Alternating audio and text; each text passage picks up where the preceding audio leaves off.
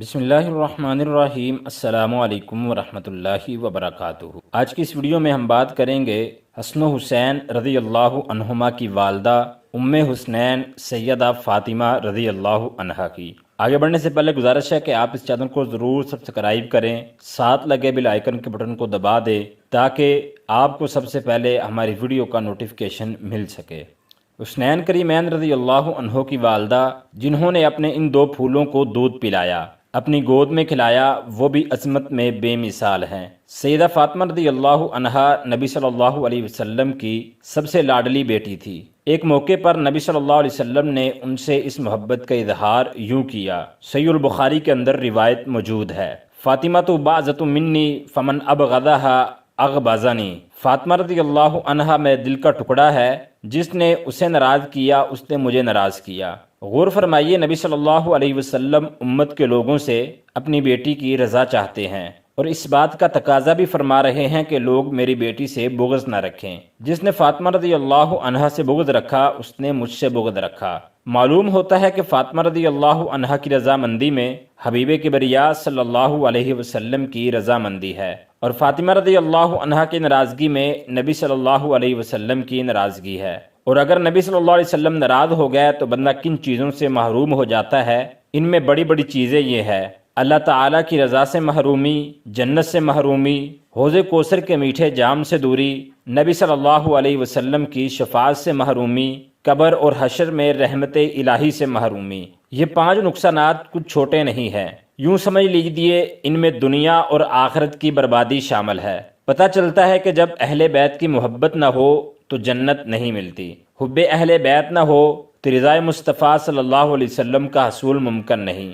رضا مصطفیٰ صلی اللہ علیہ وسلم کے لیے حب اہل بیت شرط ہے۔ صحیح بخاری کی روایت ہے، حضرت مسمر بن مخرمہ رضی اللہ عنہ بیان کرتے ہیں، میں نے نبی صلی اللہ علیہ وسلم کو فرماتے ہوئے سنا اور آپ اس وقت منبر پر تھے کہ بنی ہشام بن مغیرہ نے مجھ سے اجازت چاہی کہ ہم اپنی لڑکی کا نکاح حضرت علی رضی اللہ عنہ سے کر دیں، تو میں اس کی اجازت نہیں دیتا۔ ہاں، اگر ابن ابی طالب کا ارادہ ہو تو میری بیٹی کو طلاق دے دے اور ان کی بیٹی سے نکاح کر لے، اس لیے کہ میری بیٹی میرا ٹکڑا ہے، جو اسے برا لگے وہ مجھے برا لگتا ہے، اور جو اسے تکلیف دیتا ہے اس سے مجھے تکلیف ہوتی ہے۔ حضرت علی رضی اللہ عنہ ابو جہل کی بیٹی جویریہ سے شادی کرنا چاہتے تھے۔ شریعت نے 4 تک شادیاں کرنے کی اجازت دی ہے۔ خود نبی صلی اللہ علیہ وسلم کی 11 بیویاں تھیں۔ حضرت علی رضی اللہ عنہ کو روکنا اس لیے نہیں تھا کہ ان کے لیے فاطمہ رضی اللہ عنہا کے ہوتے ہوئے دوسری شادی کرنا حرام تھا، بلکہ نبی صلی اللہ علیہ وسلم نے یہاں ایک اصول بیان فرمایا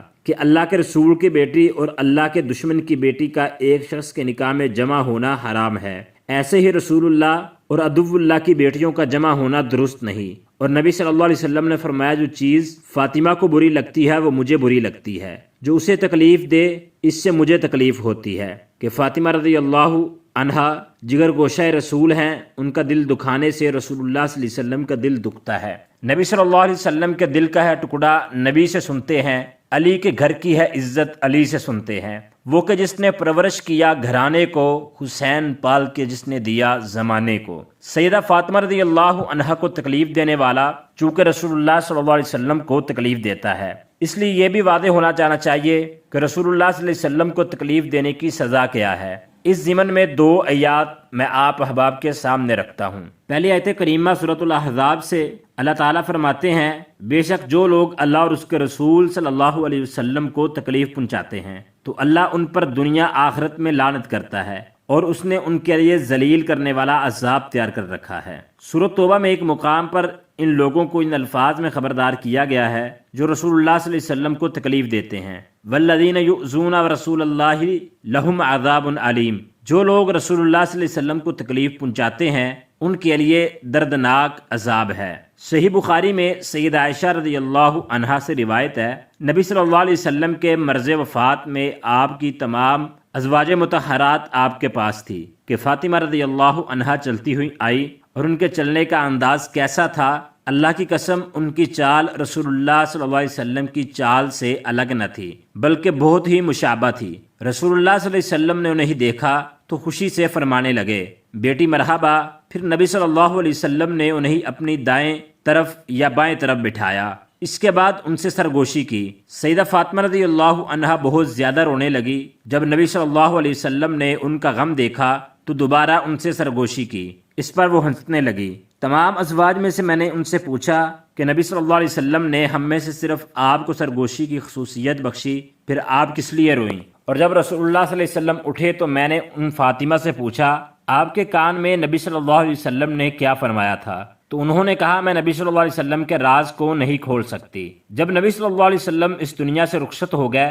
تو ایک دن سیدہ عائشہ رضی اللہ عنہا نے فاطمہ رضی اللہ عنہا سے کہا میرا جو حق آپ پر ہے اس کا واسطہ دیتی ہوں کہ آپ مجھے وہ بات بتا دیں۔ انہوں نے مجھے بتایا کہ جب رسول اللہ صلی اللہ علیہ وسلم نے مجھ سے پہلی سرگوشی کی تھی تو فرمایا تھا کہ جبریل علیہ السلام مجھ سے سال میں 1 مرتبہ قرآن کا دورہ کیا کرتے تھے، لیکن اس سال انہوں نے مجھ سے 2 مرتبہ دور کیا، اور میرا خیال ہے کہ میری وفات کا وقت قریب ہے۔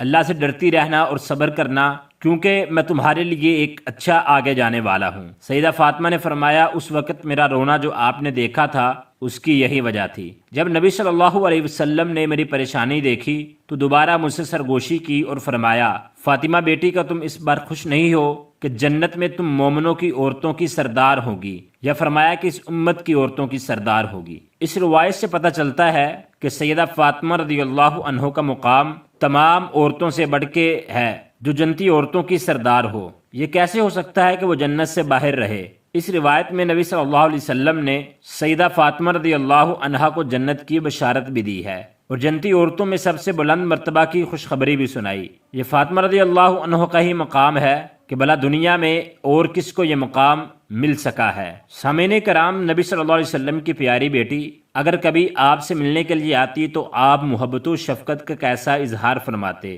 نبی صلی اللہ علیہ وسلم کی پیاری بیوی سیدہ عائشہ رضی اللہ عنہا کی زبانی سنیے، فرماتی ہیں سیدہ فاطمہ رضی اللہ عنہا جب کبھی نبی صلی اللہ علیہ وسلم کے پاس آتی تو آپ محبت سے کھڑے ہوتے، ان کا بوسہ لیتے اور اپنی جگہ پر بٹھا دیتے، اور جب نبی صلی اللہ علیہ وسلم آپ کے ہاں تشریف لے جاتے تو وہ بھی اپنی جگہ سے اٹھ کھڑی ہوتی، آپ کا بوسہ لیتی اور اپنی جگہ پر بٹھاتی۔ اس روایت میں جہاں نبی کا اپنی بیٹی سے بے پناہ محبت کا ثبوت ملتا ہے، وہاں بیٹیوں سے محبت کا درس بھی ہے کہ ہمارے نبی صلی اللہ علیہ وسلم بیٹیوں سے نفرت نہیں کرتے تھے، بلکہ محبت سے ان کا ماتھا چومتے اور انہیں اپنی جگہ بٹھاتے۔ سیدہ عائشہ رضی اللہ عنہا فرماتی ہیں میں نے چال چلن، عادات اور اٹھنے بیٹھنے کے انداز اور طور طریقوں میں رسول اللہ صلی اللہ علیہ وسلم سے مشابہت رکھنے والا سیدہ فاطمہ رضی اللہ عنہا بنت رسول اللہ صلی اللہ علیہ وسلم سے بڑھ کر کسی کو نہیں دیکھا۔ یہ سیدہ فاطمہ رضی اللہ عنہا کی ہی عظمت تھی کہ جن کی پیشانی کو یہ اعزاز حاصل ہے کہ جسے رسول کائنات صلی اللہ علیہ وسلم کے وہ ہونٹ